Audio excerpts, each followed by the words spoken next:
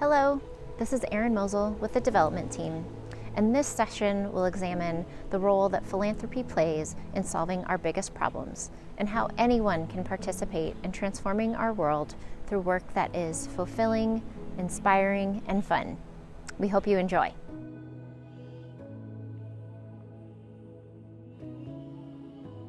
Hello, my name is James Keim. I am the Strategic Development Officer for the Arbor Day Foundation, and today I want to talk to you about giving. Now, it's not what you think. The Arbor Day Foundation just believes that philanthropy as an idea, as a concept, is something that our society should spend more time considering. You see, we spend a lot of time in this country talking about market-based solutions and how free markets solve problems, and they do. Free markets are great. They've given us innovations in science, technology, and medicine that have truly made our lives easier. But at the same time, markets won't invest in areas where they can't get a return on that investment. So in times of crisis, like pandemics and recessions, we turn to the government for solutions, because government provides basic services and it provides that safety net when disasters happen.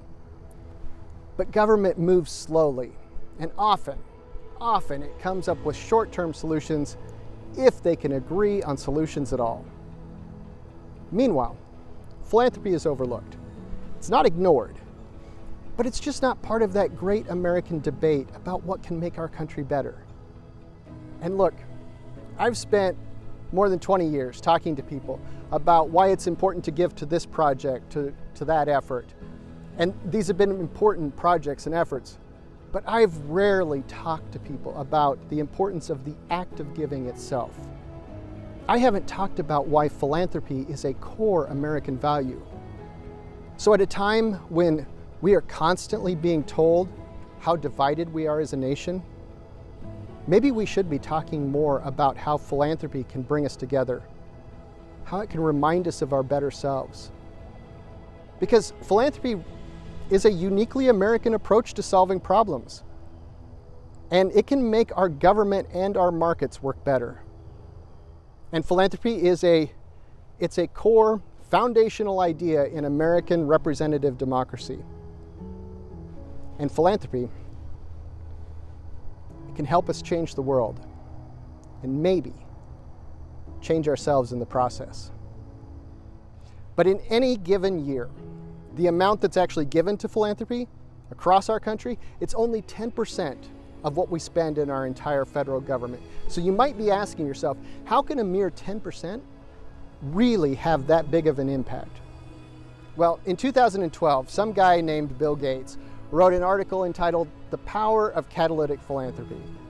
And in it, Bill says that catalytic philanthropy bridges the gap between market-based solutions and government solutions. He says that catalytic philanthropy comes up with these strategic approaches to wicked problems in spaces where both the government and the market just can't bear the risk. He says that it places big bets and it comes up with creative solutions that then lower the risk and allow government and markets back in to make those solutions scalable and sustainable. In short, he says, philanthropy gets things started. And this is a cool idea. I love this idea that philanthropy catalyzes these amazing solutions. But at the same time, something about the definition of catalytic philanthropy seems a bit distant. It seems like it's out of reach for the average American. And that is not something that our founders would have wanted, because our founders believed that philanthropy was a first idea, that it was intrinsically linked with democracy. Alexander Hamilton, a guy you might have heard of, well, George Macaulay writes about him in his book, Philanthropy Reconsidered, and he says that Hamilton endorses philanthropy on the very first page of the Federalist Papers. He said that as we're coming up with this new government, this grand experiment, we are adding the inducements of philanthropy to patriotism. You see, for Hamilton, our government was going to be a gift to the entire world. For Hamilton, our American freedoms were going to create a government that, yes, lifted us up as a people, but lifted up the entire world in the process. So yeah, we have these amazing rights and with these amazing freedoms, but these rights and these liberties, they come with a huge responsibility. A responsibility to help other people and to make our world a better place. In 1840, Alexis de Tocqueville, he noticed this same idea and wrote about it in his book, Democracy in America. He said that Americans had seen a future where the average person wasn't going to be able to meet their own basic needs, and therefore, government was going to have to expand and balloon in scope in order to meet them. But he said American democracy had come up with a really interesting, unique solution.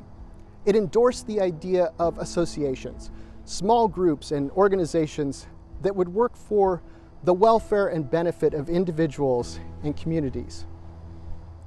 And Michael Marsicano, the CEO and president of the Foundation for the Carolinas, he says that this idea of philanthropy is so important that our government actually wrote it into law.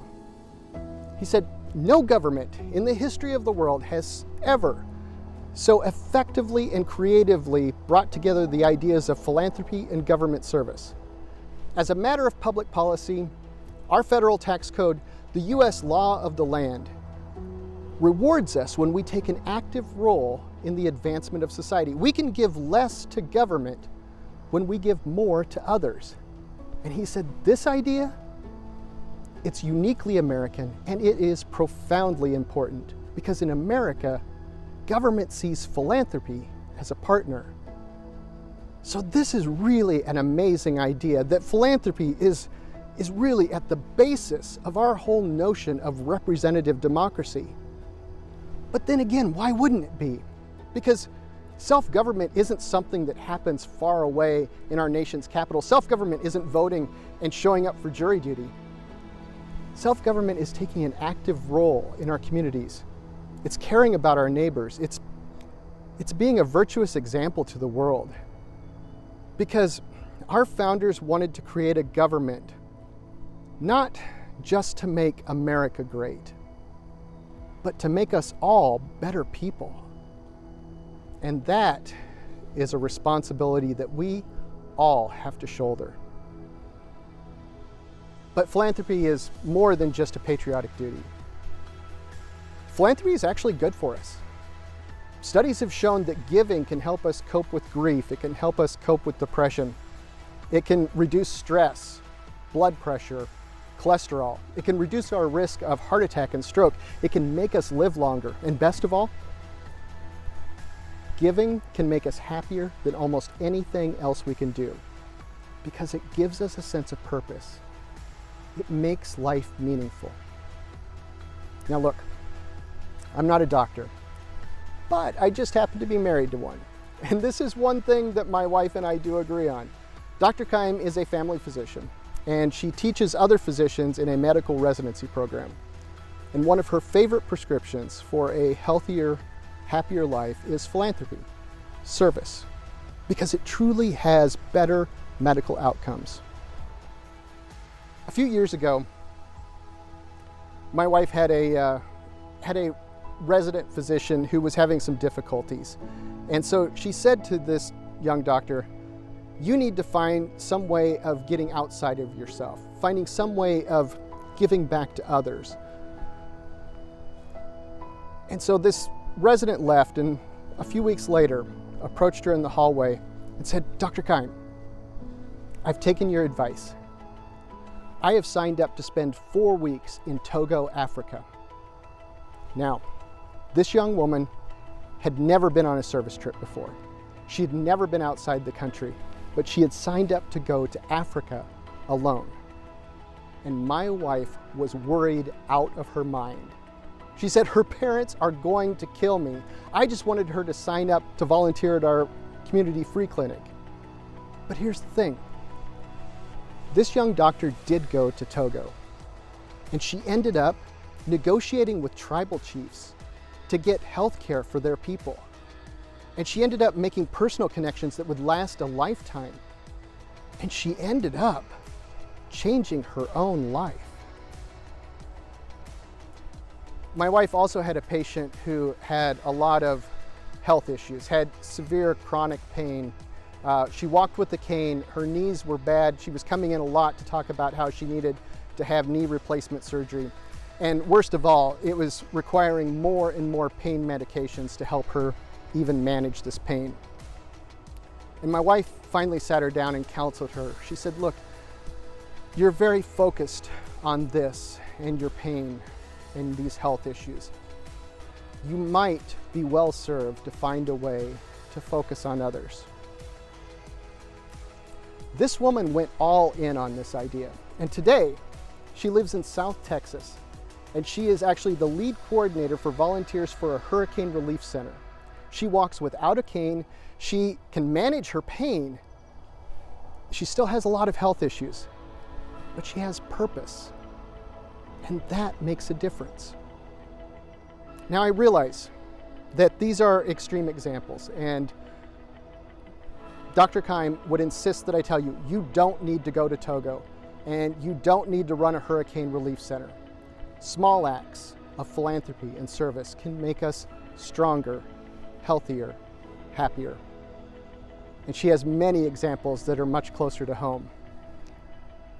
But as Gandhi said, sometimes the best way to find yourself is in service to others.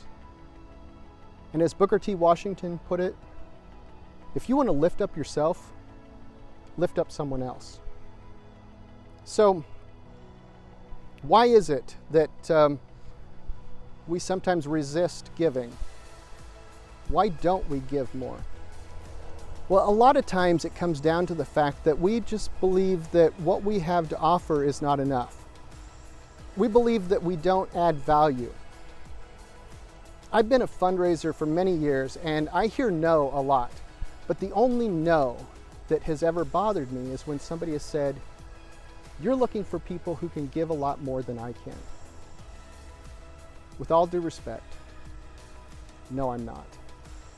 If this is something that you're passionate about, if this is something you care about, I'm looking for you. I want you to be a part of this. I want you to have this opportunity.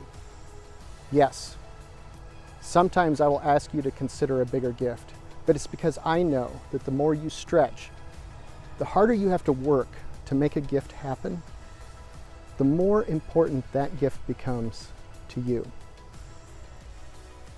Unfortunately, this can sometimes give the wrong impression. It can make people think that only big gifts matter, and nothing could be further from the truth. Last year, Elon Musk gave a $1 million gift to our Team Trees campaign. Was this a big deal for the Arbor Day Foundation? You bet it was. The 5th richest person in the world making a substantial gift. But ask yourself this, why did he give? He didn't have a relationship with the Arbor Day Foundation. He wasn't a longtime member. He gave because he saw other people giving. He gave because he saw young people giving. He saw hundreds of thousands of young people giving $10 and $20. Young people who had said yes to the world. Young people who had imagined doing something that others thought was impossible, who had created this kind of momentum that others just couldn't ignore. They had started something. And so when one of these young people tweeted Elon Musk a message saying, hey, come join this movement we started, he said yes. Because we all want to be part of something bigger than ourselves. But it takes somebody saying, this is important to make that happen. And that is the power of philanthropy. It is hope. It is imagination. It is bringing people together. So, can philanthropy help us address the issues that we face in our country? Yes, but it's not going to be easy.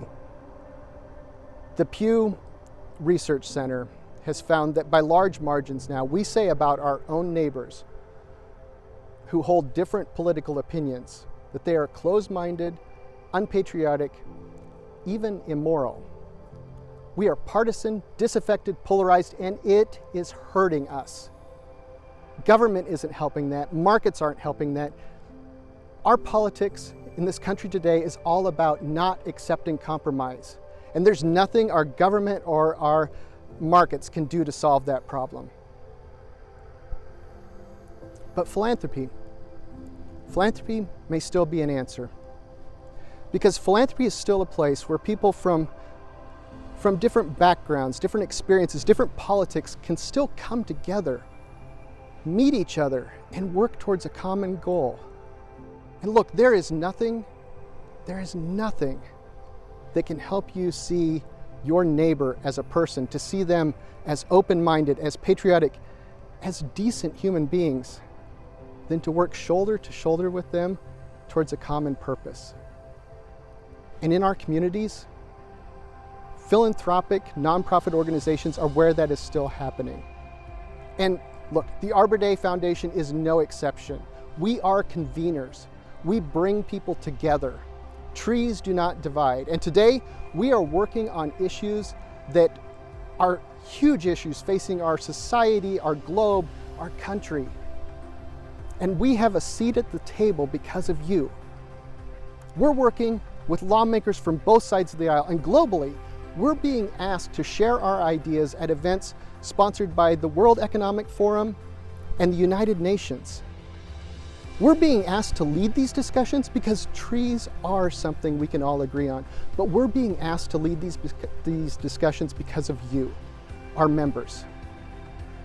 Our members reflect many, many different opinions and ideas, but we are joined together around a common idea, a common goal, a goal that excludes no one. And we're saying this is important. So thank you for believing in our work, but thank you for believing in philanthropy. We are so fortunate to live in a nation that was built on the idea that we should all be engaged in creating better neighborhoods, better communities, and a better world. It's our birthright. We're philanthropic because we're Americans, but we're Americans because we're philanthropic. And look, the issues that we're facing, they're not small. But through philanthropy, working together with imagination and hope, we can change the world and maybe change ourselves. Thanks again for joining us. We hope you enjoyed that session. All of our contact information can be found on the attendee website, so please feel free to reach out at any time. We would love to hear your comments and your feedback.